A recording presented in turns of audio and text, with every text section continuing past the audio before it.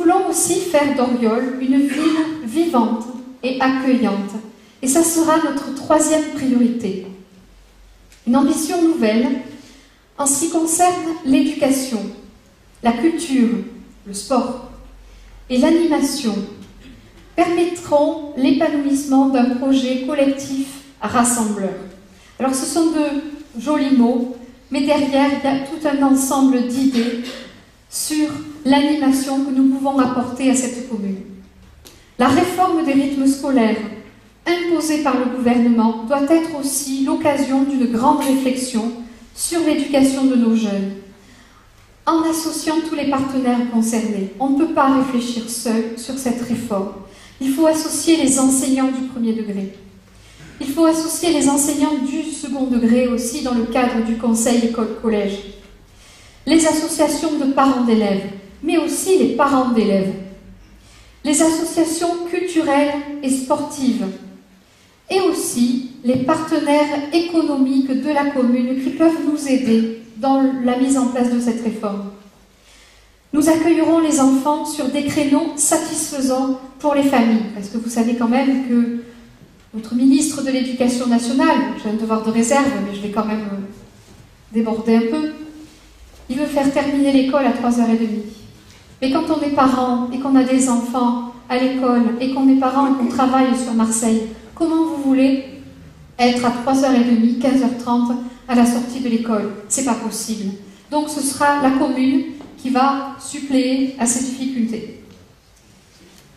Nous proposerons des activités sportives, nous proposerons des activités culturelles, des activités aussi scolaires, parce qu'il ne faut pas oublier que pour les élèves qui sont en difficulté scolaire, l'école, en priorité, doit s'occuper d'eux. Et toutes ces activités, nous tenons à ce qu'elles soient de qualité. Nous ne voulons pas faire de la garderie avec nos enfants. Nos jeunes sont l'avenir d'Oriol.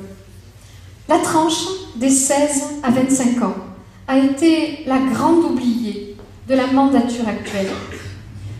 Nous allons créer des espaces pour qu'ils puissent se retrouver. Nous les associerons à l'élaboration des animations. Nous les aiderons aussi à travers des formations, à devenir de véritables citoyens autonomes. J'ai discuté avec ces jeunes. Vous savez, ce qui embête un petit peu les habitants, parce qu'ils se regroupent à certains endroits de la commune, ils font du bruit. Il faut essayer de les amener vers d'autres lieux et il faut essayer de les aider à devenir des citoyens. Nous créerons un conseil municipal pour les jeunes, qui pourront s'exprimer, apporter des idées et soumettre aussi leurs préoccupations. De plus, la mairie doit être la garante d'une vie solidaire, dans laquelle chacun, quelle que soit sa situation, est entendu et pris en compte. Nous porterons une réelle attention aux préoccupations des seniors. Certaines personnes âgées vivent seules et ont besoin de notre aide, et pas seulement d'une aide matérielle. C'est un défi pour les années futures que d'aider nos anciens. C'est aussi notre devoir de lutter contre la dépendance et de favoriser le plus longtemps possible le maintien à domicile, tout cela au travers de liens intergénérationnels.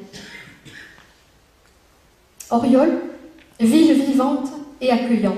Ce sera un objectif prioritaire, je l'ai dit, car sans cœur de ville attrayant, il n'y a pas d'agglomération dynamique. Pour cela, la relance d'un véritable projet de centre-ville sera un atout pour tous les Oriolais. Nous nommerons un responsable qui sera chargé de coordonner les différentes actions de revitalisation. Cette personne sera aussi conseillère communautaire. Vous voyez un petit peu le lien que je veux faire avec ça. Aujourd'hui, quand on va voir la mairie pour des problèmes d'ordures ménagères, de saleté des rues, on nous renvoie facilement sur la communauté d'agglomération. Eh bien, votre interlocuteur sera conseiller municipal, sera aussi conseiller communautaire. On ne pourra plus vous répondre, c'est pas nous. Et bien sûr, la sécurité à laquelle nous aspirons tous et qui est un droit fondamental. restera au centre de nos préoccupations en renforçant les moyens de la police municipale et aussi, bien entendu, de la vidéosurveillance.